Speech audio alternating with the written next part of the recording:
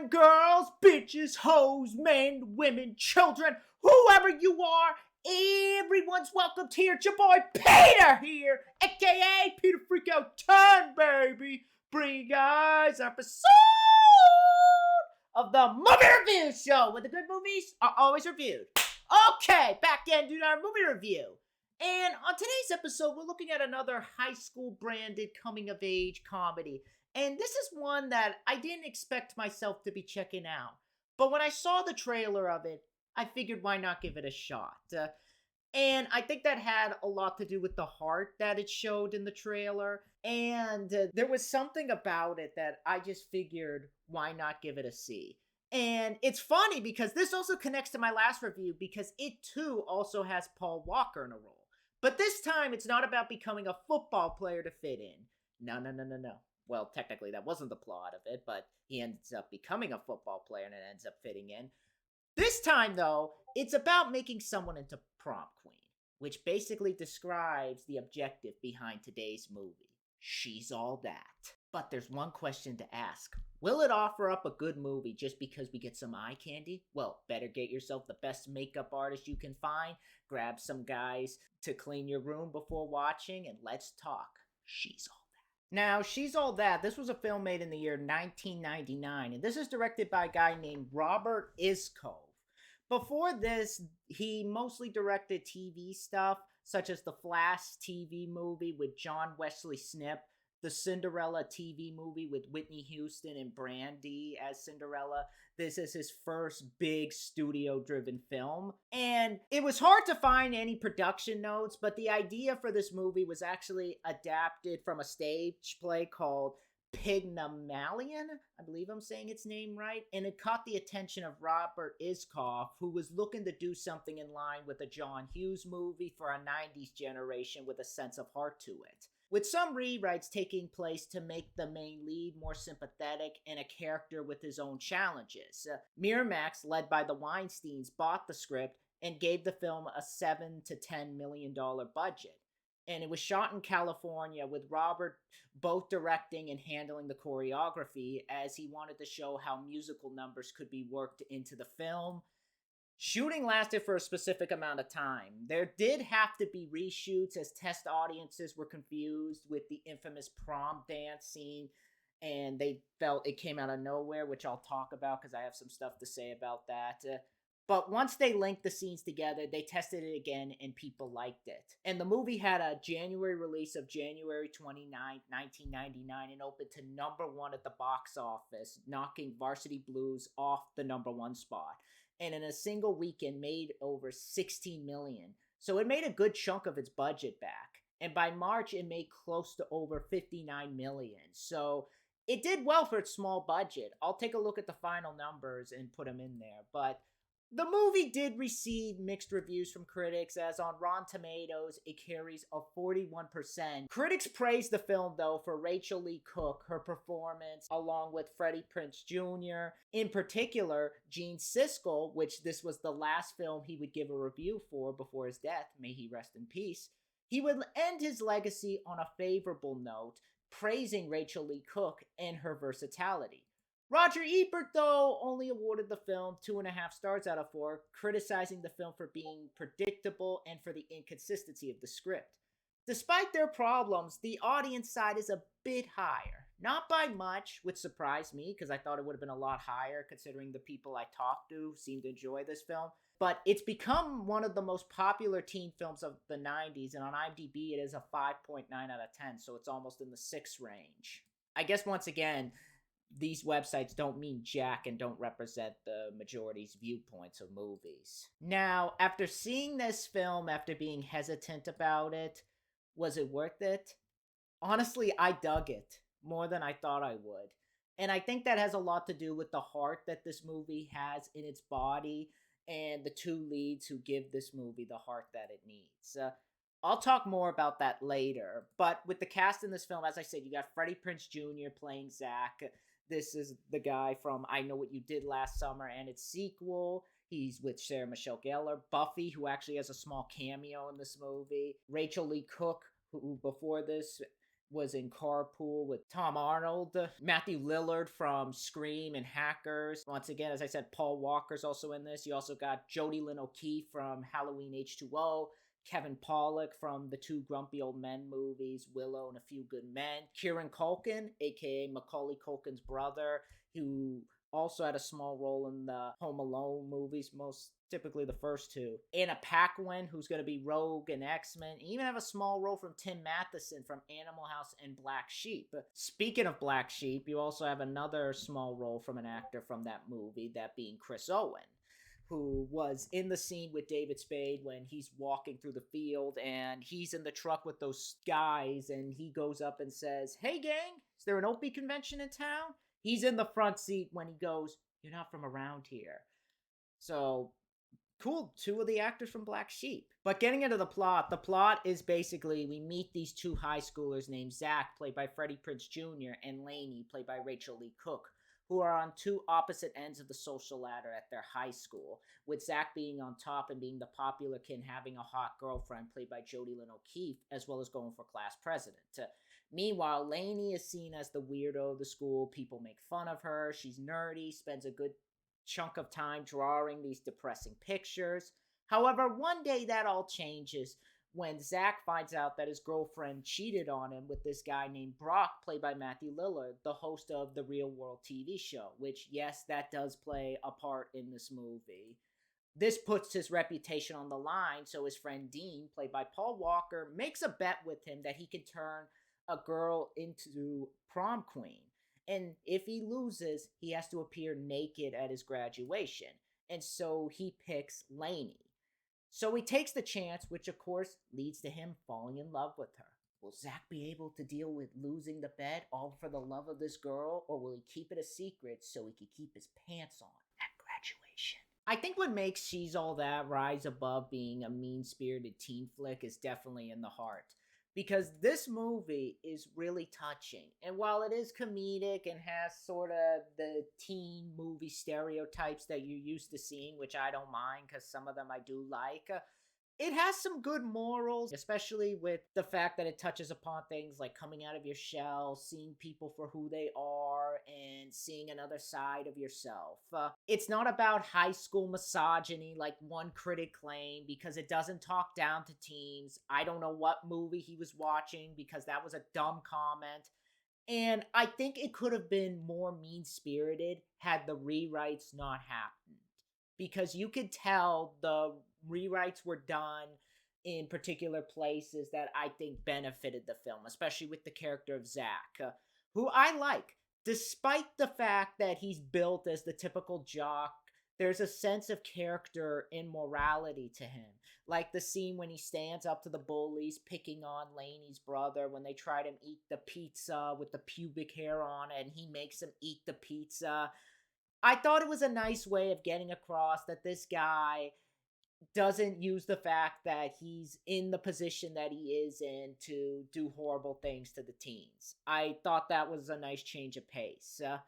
And I like the side with Lainey that he shows, and Lainey herself being this girl who's in her shell a lot and spending more time at these weird art shows and drawing these weird pictures, and she gets to experience a new side of herself with her getting a makeover and attending these parties that she never thought she would attend. And it has that very sweet side to it that does not feel artificial. And the moments that humor does come in, it's subtle. It's not annoying, it's not poop or fart jokes, and it's in line with the world that the movie creates. The only thing I did not like, and I know I'm going to get some heat for this because I know there's a lot of people who love it, but the dance scene you didn't need. I know a lot of people love that scene. I know it was the reshoots were done to make it in conjunction with the film. And I know there's some mention of it earlier on, which is probably where the reshoots happened. But it just felt out of place in this movie. And it could have been done differently instead of having everyone dance to Fatboy Slim, which I like the band and I like the song. The soundtrack I'll talk about later. But you didn't need the dance scene for me personally. But besides that, I think the story is well done for what it offers. And I definitely think teens will get a kick out of it. Now, in terms of directing, It's nothing grand or big, and I don't think that was needed for this film, and I think it was done intentionally, being that the film is not screaming for high caliber direction, so I can understand why. But for what it is, it's directed well for what it has to offer and the environment it's set in. And once in a while, you do have some cool ideas for directing, such as the scene when Taylor, Jodi Lyn O'Keefe, is talking about how she met Brock, and she's talking from her perspective, and Zack is in the scene where she met him, and it's like this big flashback, and he's stopping the conversation like, wait a second, what happened? I thought that was a funny and clever way to get across the whole he said, she said sort of thing across. Even the dream sequence itself, I thought was cleverly filmed, with Zack having that nightmare about losing the bet with Brock in it. There's some points when it does step out of the box, and it's not enough to break the rules of the reality that the film is set in, that it feels like a different film. Especially in the way the dance scene was shot. And while I don't like the prom dance scene, I think it's a well-directed sequence. So even for a sequence like that I don't care for, the direction is not the problem. And when the comedy does happen, the comedy is directed really well for what they were going for. Okay, it's not knee-slapping funny, but it's funny enough, and definitely doesn't go overboard with it. I also really like the soundtrack to the film. You got people like Fatboy Slim, even though I don't like the scene that's in, the song's not bad. Black Eyed Peas, Jurassic 5, Rick James, and of course Sixpence None of the Richer, which gives us the beautiful Kiss Me song that plays at the end credits. Kiss me down by the river, or however it goes. But I think the movie's success did help that climb up the charts, which is good because it's a nice song and closes the film good. So yeah, in terms of directing, it's a well-directed film considering what it was going for. But of course, none of the heart would be delivered if it wasn't for the actors involved.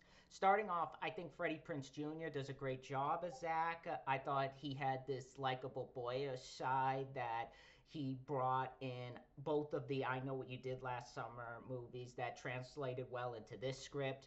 You can tell he has improved his acting since I Know What You Did Last Summer, and is able to express emotion more without keeping his mouth agape, and it's delivered with a lot more energy to it, despite being good in I Know What You Did Last Summer. I want to make that clear. And I thought it was a good movie to work with the drama aspect with him in the story, especially when the big liar revealed aspect comes into play. I think he carries the emotional weight of that aspect of the story very well. So much you feel for him and his character, and you kind of see he has an arc that he goes through. So I got to give props to Freddie in that area, as well as working well with the script. But probably the heart of the film and the diamond of the acting has to be to Rachael Leigh Cook, because she plays Lainey so adorably in both aspects, both the nerdy and the hot side of her. Because let me say, she is hot in the hot side of her. And I think she delivers the awkward side of Lainey really well in a way that wasn't weird or bratty, but rather a turtle in her shell who's dealing with the death of her mother, and she's kind of direct on how she views the dark side of the world as well as the world in general. And you see her hanging at these weird art shows. I think her delivery in those moments kind of made him come across as cute and funny without being creepy and weird. And I think if anyone else did those moments, they would push that weirdness forward to a point that it was uncomfortable. And when she has her big transformation, she still maintains that likable side of her. She's not bitchy. She doesn't come across stuck up. So she still hangs on to her morals. And I think her and Freddie play great off each other, having this cute and likable relationship that really carries the film. So I gotta give respect to Rachel and her performance. Paul Walker, I gotta say, played a good douche in this film, especially with the manipulative side he gave the character in certain sequences, especially when he tries to make Zack look bad in front of Lainey with kind of hinting about the bet. But he played that side of him well, in a real stark contrast to his character in Varsity Blues, who was such a likable dude. So yeah, both films really show Paul Walker's acting talents, and I'm definitely glad he did both. Matthew Lillard, I will say, gave me a good laugh as the host of this version of The Real World, and likes Rick James a lot because you see him dancing to it. He gave me a good laugh, especially with how crazy he is on the show. But other actors, you got Jodi Lyn O'Keefe as Zack's ex, who is extremely unlikable and stuck up, but she delivered that well. Anna Paquin, who is Zack's sister, who gave Lainey the makeover, who I swear, if she was cast as Lainey, she would give the weird side of her that she's given to that character. That's what I feel like. If she was cast as Lainey, that would be the side of her I swear they would go for. Thank God they didn't do that. But for her character, she works well when she's on screen. Kevin Pollak and Kieran Culkin as Lainey's father and brother. Kevin does well playing the father. I love the scene when he's watching The Price is Right or some game show, and Zack brings his friends to clean the house so they can go to the beach, and he can, or actually when she does the makeover and Zack brings his friends to clean the house and he's too busy with Jeopardy to notice them, and then when he finally does, he's like, "Who are you?" That got a chuckle out of me.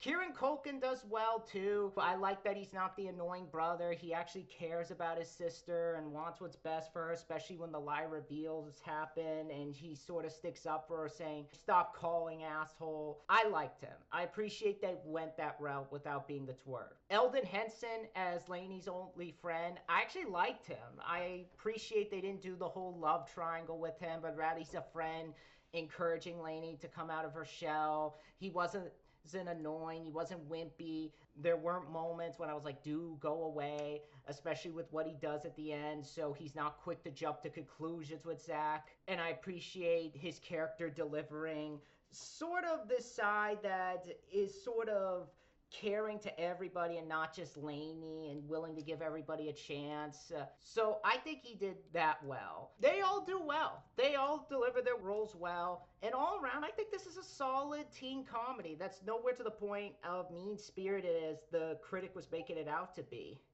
But in terms of cons, I already mentioned one of them, that you didn't need the dance scene at the prom, but I think the other problem I have with it is the whole thing with Dean at the end. It isn't fulfilling what happens to him, especially with what he attempts to do at the end. Granted, there's a sense that he does get his just desserts, which I won't spoil for anybody who hasn't seen the film, but we don't see it, so it isn't fulfilling. All we get is the aftermath of it, and I think a better sort of finish to Dean would have been much better. And I really think it would have made his character go through what he went through a lot more fulfilling. But those are really my only problems with the film, because bottom line, She's All That is a good-hearted, likable high school romp with a sweet romance and a moral that I feel teens will relate to and adults will remember from their times in high school. So yes, I definitely recommend you check out She's All That. It's really worth the watch, which is why when it comes down to the final verdict, I give She's All That a 9 out of 10, and it deserves it. Therefore gets the Alexandra seal of approval. Definitely one to check out if you are into those types of films and want a good teen comedy. So yeah, that is my review for She's All That, and next time I am going to do a review of Payback as well as Blood Omen. I just want to upload the final few parts of that game because I have finished the game and those parts will be coming soon. Got some editing to do, and I will film the last of the update of some stuff I got. I'm just waiting for one more thing to come in the mail because I got my first manga that I'll show. So yeah, that will be coming soon, and I'll get to the reviews later, but for right now, I will see you guys later. Let me know in the comments below what you guys think of She's All That. Do you guys enjoy it? Did you guys think it was funny? I'd love to know you guys' thoughts, and down below, be sure to rate, comment, and subscribe, and I'll see you guys next time. Bye.